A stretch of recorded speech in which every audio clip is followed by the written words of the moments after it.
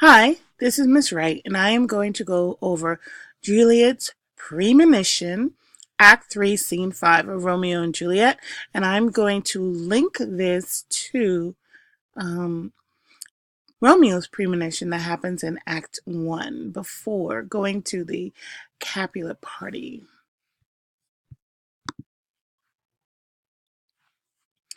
Juliet says, "Art thou gone so? Love, Lord, I, husband, friend." I put ace into time because there are no conjunctions there. "I must hear from thee every day in the hour, for in a minute there are many days.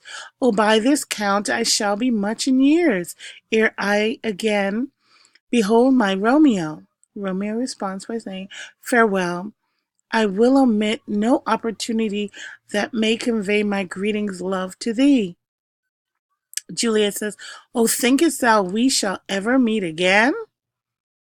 And just to remind you, this is hyperbole when she says, "For in a minute there are many days."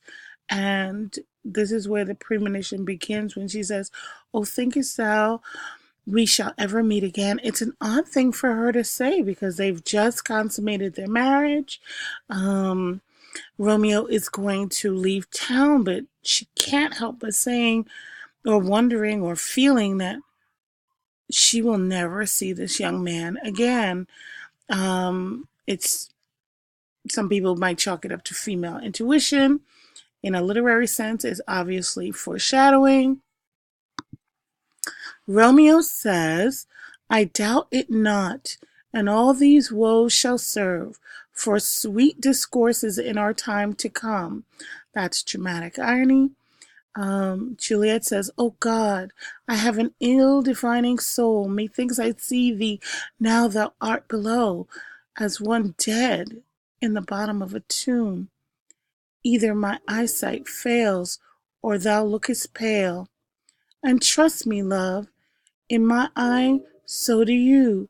Dry sorrow drinks our blood. Adieu, adieu."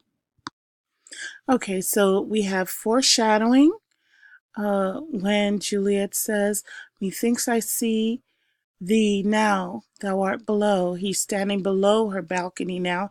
He's descended, but she likens it to him being in the bottom of a tomb, which we do know that the next time these two people see each other, it will be in the tomb of the Capulets where they keep all of their ancestors.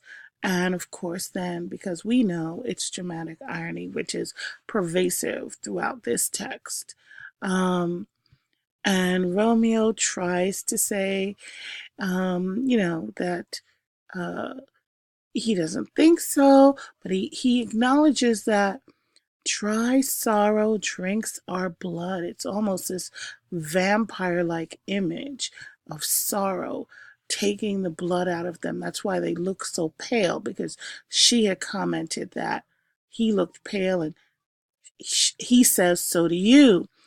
And so if sorrow is drinking their blood, I put that as personification and a heroic couplet because the rhyme, this ends the scene and it rhymes. Okay, here's our tragic couple, and I have Romeo's Premonition. I told you I would link it. So this was what Romeo said in Act 1. "I fear too early, for my mind misgives some consequence, yet hanging in the stars, shall bitterly begin his fearful date with this night's revels, and expire the term of a despised life closed in my breast by some vile forfeit of untimely death. But he that hath the steerage of my course, direct my sail on, lusty gentlemen."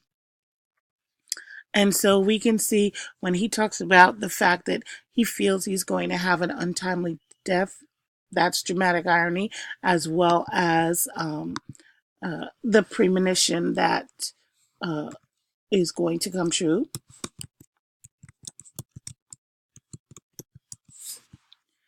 And I will include both since I just thought of that. Okay, and then of course we have this all has to do with fate because he says this is something that seems to be hanging in the stars, which indicates that it's beyond his control, it's predestined. And when he talks about let he that hath the steerage of my course, could be reference to God or fate, but a reference to the his belief that something greater than himself is directing his activity throughout this play.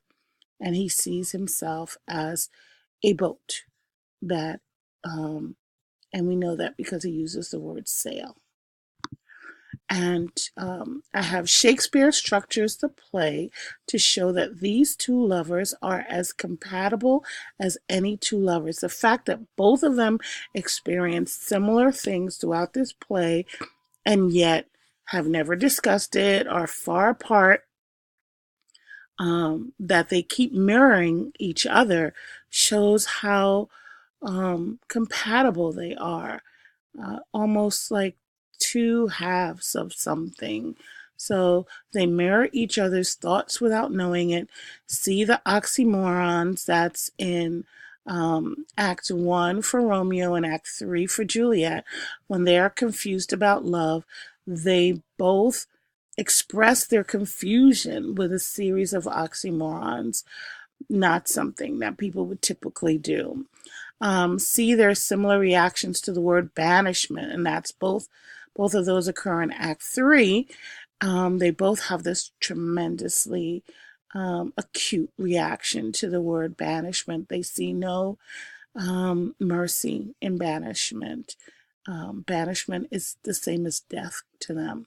Shakespeare wants his audience to feel that had they lived, Romeo and Juliet would have been as compatible all their lives as any two lovers ever were.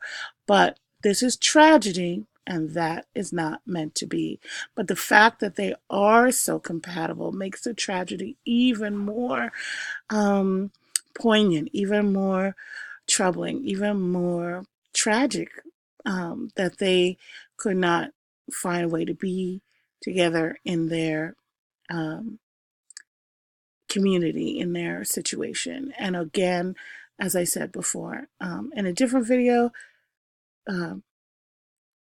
we think of them as unique, but there are people all over the world who grow up in environments where groups have great animosity to one another, which preclude interaction between the groups. No marriage, no love between the groups. It's an extremely difficult situation for many people around the world, even today. All right, so that is my take on Juliet's Premonition in Act 3, Scene 5 of Romeo and Juliet. I hope you have a great day. And for my students, you know I think you're awesome. And I will see you back in class. Bye-bye.